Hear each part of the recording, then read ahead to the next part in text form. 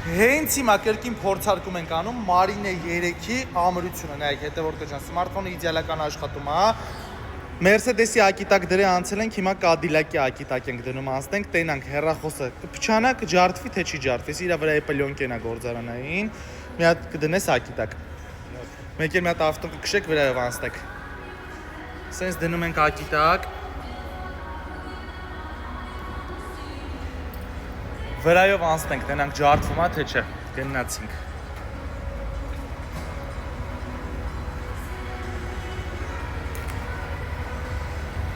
Արի, էմյուս ակով էլ անցի վրայով։